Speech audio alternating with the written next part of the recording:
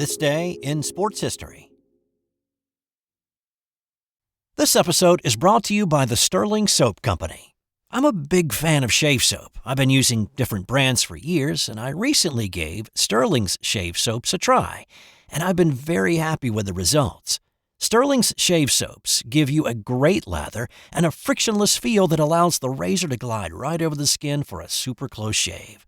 No skin irritation and a clean, refreshing feel with no soapy residue after. I can tell you without a doubt, it's simply the best shave I've ever had. And my wife has noticed too. And here's the thing. With the ability to purchase 1-ounce sample pucks, you can try out different scents to find the right one for you. Give Sterling Soap a try today. Visit sterlingsoap.com. That's STIRLING soap.com. It's February 24th, and on this day in 1978, NBA player Clifford Ray saved the life of a Dolphin. This is a great story, and if you're a fan of the podcast, then you will probably remember this one from last year. I did it a year ago, but it's just too good not to repeat, and we could all use a good story right about now, right? Well, Clifford Ray was a Golden State Warrior. He had been on the injured list for several weeks, but was finally healthy enough to play. He was about to head to the airport to fly to Washington and meet up with the rest of his team when his phone rang. The call was from Marine World, and the request about to be made to him put him on a completely different path that day.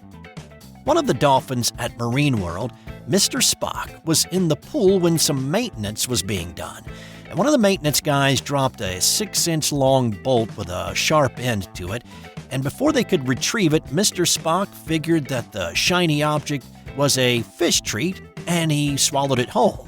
Well, Mr. Spock was checked out, surgery was deemed too risky, and the Marine vet did not have a tool long enough to get to it.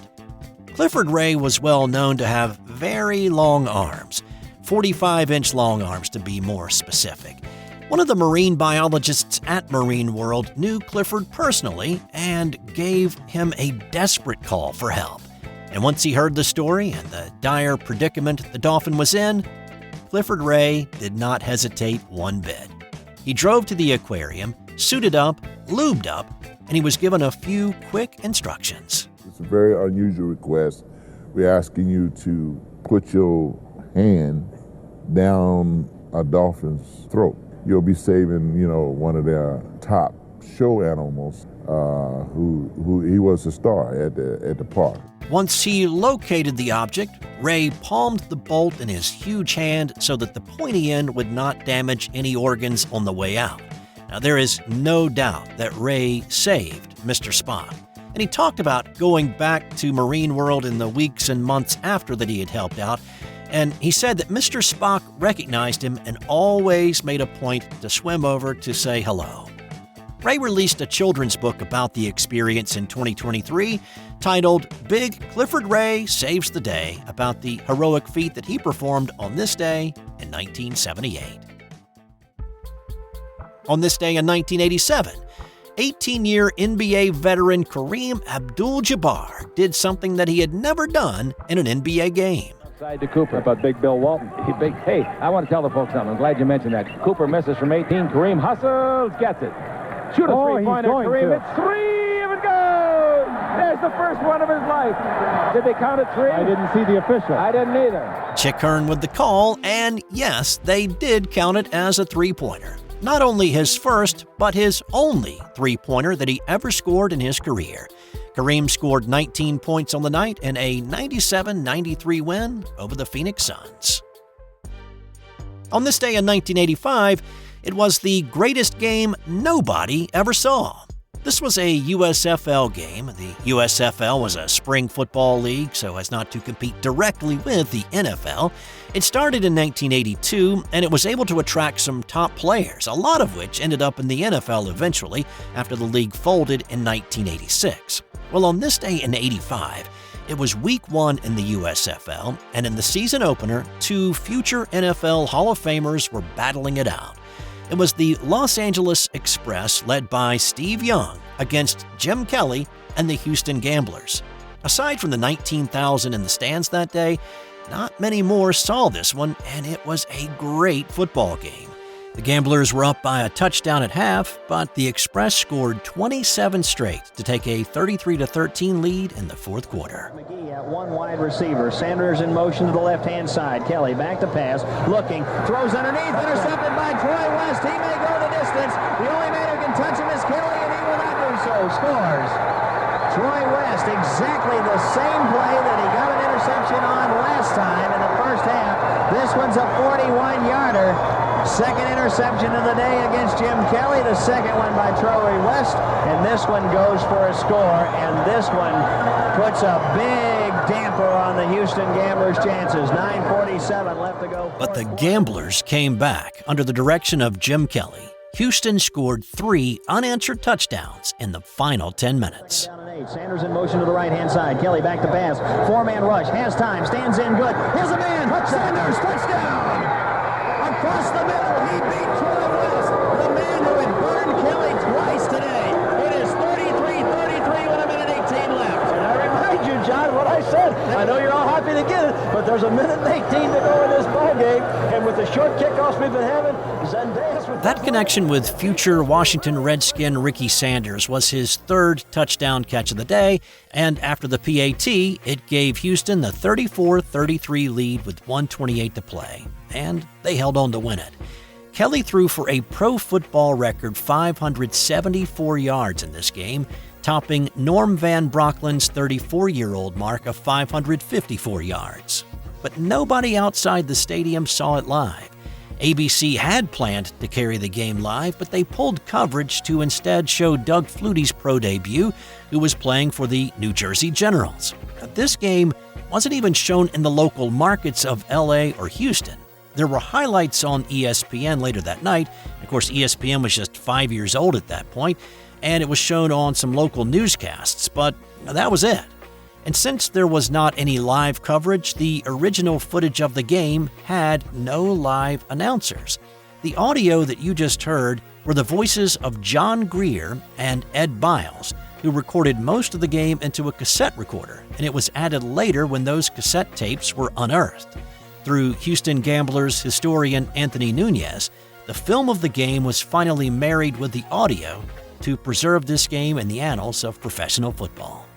As for the USFL itself, this was its final season. The league made a really poor decision, led by an initiative by the New Jersey Generals owner, to go head-to-head with the NFL in the fall. And there was hope for a merger with the NFL, but that never materialized, and the league lost more than $160 million.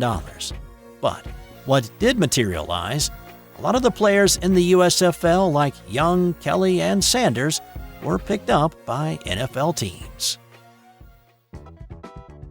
Moving on to my next story, and this is like a script flip from that previous story, because on this day in 1979, it was one of the worst games that a lot of people saw. This game went down as one of the most boring basketball games in the Duke, North Carolina rivalry. This was supposed to be an epic battle between two top 10 teams. The Heels were ranked 4th in the country, and the Devils were number 6, and it was senior day for Duke's Jim Spanarkel. Tar Heel head coach Dean Smith instructed his team to go to 4 corners from the start, and with no shot clock, there was not any incentive to take one. If not for 2 steals from Spanarkel that resulted in a couple of layups, this game may have gone the first 20 minutes scoreless. 11 minutes into the game, Duke led 2-0. The Heels did not take their first shot until more than 12 minutes into the game, and it was an air ball, at which point the Cameron Crazies started chanting, "Air ball, air ball." Now, interesting fact, this is considered the first ever usage of the taunt in a basketball game. The Tar Heels took one more shot in the first half, which was another air ball, and of course elicited another chant by the Crazies. By the time the first half horn sounded, Duke led 7-0. The Heels did not abandon the stall ball tactic until midway through the first half.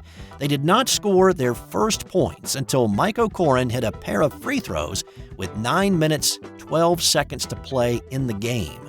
They finally abandoned the four corners, and that opened the floodgates.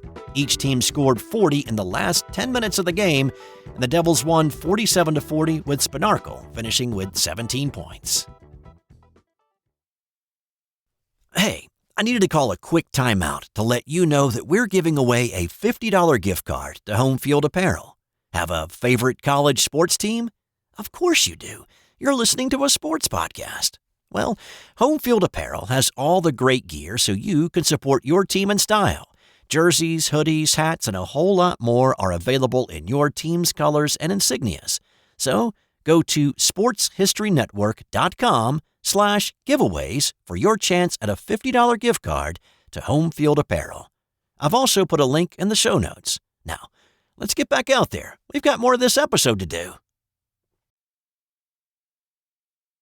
On this day in 1961, a wreck involving Lee Petty and Johnny Beauchamp nearly cost both men their lives.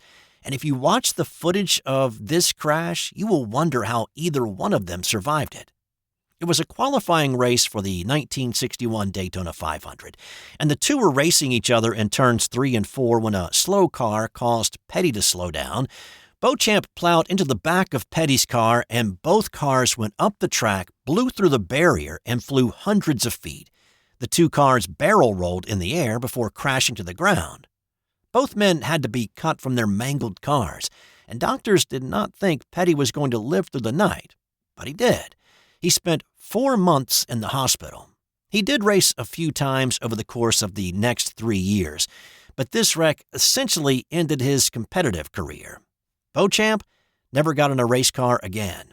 And if you'd like to check out the wreck yourself, I've put a link to the video in the show notes, and it is one of the scariest wrecks that you will ever see.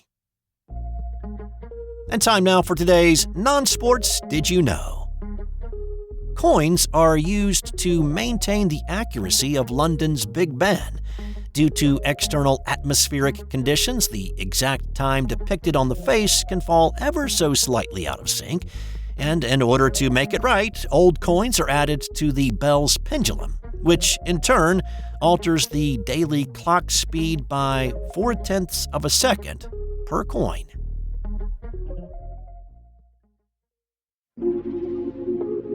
This has been an original Thrive Suite production.